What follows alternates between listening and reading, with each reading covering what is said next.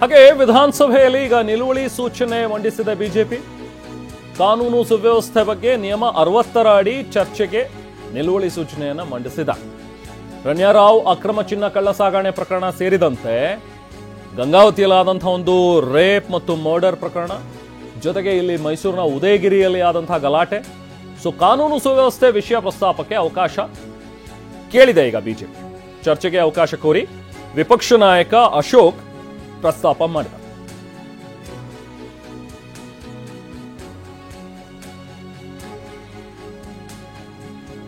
ರಾಜ್ಯದಲ್ಲಿ ಕಾನೂನು ಸುವ್ಯವಸ್ಥೆ ಹದಗೆಟ್ಬಿಟ್ಟಿದೆ, ಅದಕ್ಕೆ ಈ ತರದ ಪದೇ ಪದೇ ಕ್ರೈಮ್ಗಳು ಜಾಸ್ತಿ ಆಗ್ತಾ ಇದೆ ಅನ್ನುವಂಥದ್ದು ಬಿಜೆಪಿಯ ಒಂದು ಆರೋಪ. ಹಾಗಾಗಿ ಇದ್ರ ಬಗ್ಗೆ ಚರ್ಚೆ ಕೊಡಬೇಕು ಅಂತ ಹೇಳಿ ನಿಯಮ 60ರ ಅಡಿಯಲ್ಲಿ ಚರ್ಚೆಗೆ ಅವಕಾಶ ಕೊಡಿ ಅಂತ ಹೇಳಿ ನಿಲುವಳಿ ಸೂಚನೆಯನ್ನ ಈಗ ಆರ್ ಅಶೋಕ್ ಅವರು ಮಂಡಿಸಿದ್ದಾರೆ.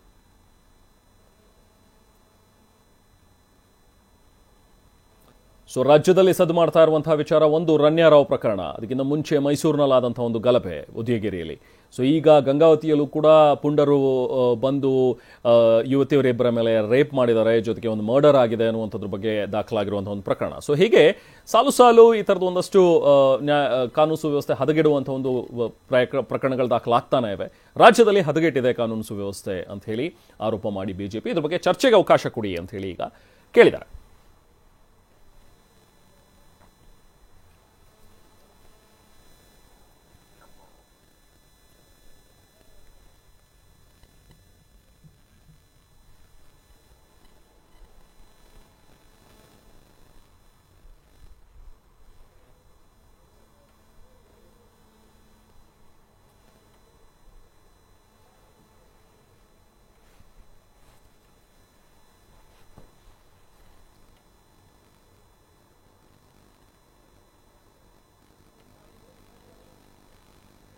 ರಣ್ಯಾರಾವ್ ಪ್ರಕರಣ ದಿನೇ ದಿನೇ ಹೆಚ್ಚೆಚ್ಚು ಸುದ್ದಿಗೆ ಗ್ರಾಸವಾಗ್ತಾ ಇದೆ. ನೋಡಿ, ರಣ್ಯಾಗೆ ಪ್ರೋಟೋಕಾಲ್ ಸರ್ಕಾರದಿಂದ ತನಿಖೆಗೆ ಆದೇಶವನ್ನ ಕೊಡಲಾಗಿದೆ. ತನಿಖೆಗೆ ಒಳಪಡಿಸೋದಕ್ಕೆ ಗೃಹ ಇಲಾಖೆ ಈಗ ನಿರ್ಧರಿಸಿದೆ.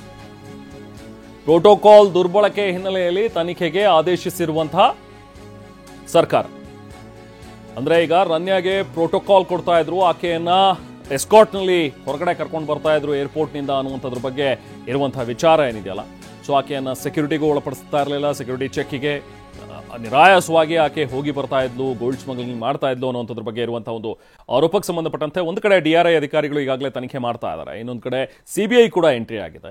ಈಗ ಪೊಲೀಸ್ ಇಲಾಖೆ ಕೂಡ, ಅಂದ್ರೆ ನಮ್ಮ ರಾಜ್ಯದ ಪೊಲೀಸ್ ಇಲಾಖೆ ಕೂಡ ಇದ್ರ ಬಗ್ಗೆ ತನಿಖೆ ಮಾಡೋದಕ್ಕೆ ಆದೇಶವನ್ನ ಕೊಡಲಾಗಿದೆ. ಈಗ ಹೆಚ್ಚಿನ ಮಾಹಿತಿ ನಾವು ಪ್ರತಿನಿಧಿ ಪ್ರಸನ್ನ ನೀಡ್ತಾರೆ. ಪ್ರಸನ್ನ, ಈಗ ರಣ್ಯಾ ಕೊಟ್ಟಂತಹ ಒಂದು ಪ್ರೋಟೋಕಾಲ್ ವಿಚಾರಕ್ಕೆ ಸಂಬಂಧಪಟ್ಟಂತೆ ಈಗ ತನಿಖೆಗೆ ಒಳಪಡಿಸೋದಕ್ಕೆ ಗೃಹ ಇಲಾಖೆ ನಿರ್ಧರಿಸಿದೆ. ಬಹುಶಃ ಡಿಲೇ ಆಯ್ತಾ ಅಂತ ಹೇಳಿ, ಆಲ್ರೆಡಿ ಈ ಪ್ರಕರಣ ಹೊರಗಡೆ ಬಂದೇ ಸಾಕಷ್ಟು ದಿನಗಳಾಗ್ಬಿಟ್ಟಿದೆ, 4 ದಿನಗಳು ಆಲ್ಮೋಸ್ಟ್.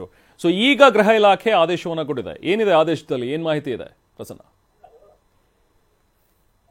ಹೌದು ರೆಹಮಾನ್, ಈಗ ರಣ್ಯಾರಾವ್ ಕೇಸ್ ಪ್ರಕರಣದಲ್ಲಿ ಈಗ ಪ್ರೋಟೋಕಾಲ್ ನಲ್ಲಿ ಲೋಪದೋಷಗಳಾಗಿರುವಂತದ್ದು ಸಾಕಷ್ಟು ಚರ್ಚೆಗೂ ಕೂಡ ಗ್ರಾಸವಾಗಿತ್ತು. ರಣ್ಯಾರಾವ್ ಅವರು ಅವರ ತಂದೆಯ ಹೆಸರನ್ನ ದುರ್ಬಳಕೆ ಮಾಡ್ಕೊಂಡಿದ್ದಾರೆ ಅನ್ನುವಂಥದ್ದು ಇದೀಗ ಪ್ರಕರಣದಲ್ಲಿ ಮೇಲ್ನೋಟಕ್ಕೆ ಕಂಡು ಬಂದಿರುವಂತಹ ವಿಚಾರ.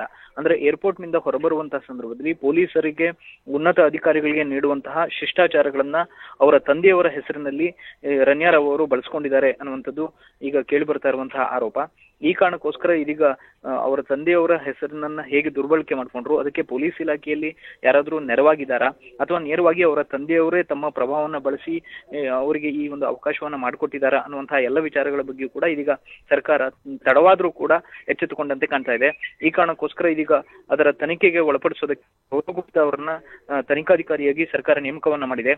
ಸರ್ಕಾರದ ಅಪರ ಮುಖ್ಯ ಕಾರ್ಯದರ್ಶಿ ಆಗಿರುವಂತಹ ಗೌರವ್ ಗುಪ್ತಾ ಅವರಿಗೆ ತಕ್ಷಣವೇ ಈ ವಿಚಾರಕ್ಕೆ ಸಂಬಂಧಪಟ್ಟ ಹಾಗೆ, ಅಂದ್ರೆ ಶಿಷ್ಟಾಚಾರ ಸೌಲಭ್ಯಗಳ ಬಳಕೆಯನ್ನ ಕೊಡೋದಕ್ಕೆ ಕಾರಣವಾದಂತಹ ಪ್ರಸಂಗ ಹೇಗೆ ಎದುರಾಯ್ತು, ಯಾವ ಸಂದರ್ಭದಲ್ಲಿ ಅವರಿಗೆ ಶಿಷ್ಟಾಚಾರವನ್ನು ಒದಗಿಸಲಾಗಿದೆ, ಕೇವಲ ಈ ಸಂದರ್ಭದಲ್ಲಿ ಮಾತ್ರವಾ ಅಥವಾ ಈ ಹಿಂದೆಗಳಲ್ಲೂ ಕೂಡ, ಅಥವಾ ಅವರು ಯಾವಾಗ ದುಬೈಯಿಂದ ಬೆಂಗಳೂರಿಗೆ ಪ್ರಯಾಣವನ್ನ ಬೆಳೆಸಿದ್ದಾರೆ ಆ ಎಲ್ಲ ಸಂದರ್ಭದಲ್ಲೂ ಕೂಡ ಇದೇ ರೀತಿಯ ಶಿಷ್ಟಾಚಾರಗಳನ್ನ ದುರ್ಬಳಕೆ ಮಾಡ್ಕೊಂಡಿದ್ದಾರೆ. ಈ ಎಲ್ಲದರ ಬಗ್ಗೆಯೂ ಕೂಡ ತನಿಖೆಯನ್ನ ನಡೆಸೋದಕ್ಕೆ ಸೂಚನೆಯನ್ನ ನೀಡಲಾಗಿದೆ. ತಕ್ಷಣವೇ ಮೇಲಧಿಕಾರಿಗಳ ಪಾತ್ರದ ಬಗ್ಗೆಯೂ ಕೂಡ ತನಿಖೆ ನಡೆಸಿ ವರದಿಯನ್ನು ಸಲ್ಲಿಸೋದಕ್ಕೆ ಸರ್ಕಾರ ಇದೀಗ ಗೃಹ ಇಲಾಖೆ ಸೂಚನೆಯನ್ನು ಕೊಟ್ಟಿರುವಂತದ್ದು. ಮತ್ತು ಸದರಿ ತನಿಖೆಗೆ ಅಗತ್ಯ ಇರುವಂತಹ ಎಲ್ಲ ದಾಖಲೆಗಳನ್ನು ಕೂಡ ಮಹಾನಿರ್ದೇಶಕರು ಮತ್ತು ಎಲ್ಲ ಪೊಲೀಸ್ ಪಡೆಗಳ ಮುಖ್ಯಸ್ಥರು ಕೂಡ ಒದಗಿಸಬೇಕು ಅನ್ನುವಂತ ಸೂಚನೆಯನ್ನು ಕೂಡ ನೀಡಲಾಗಿರುವಂತದ್ದು.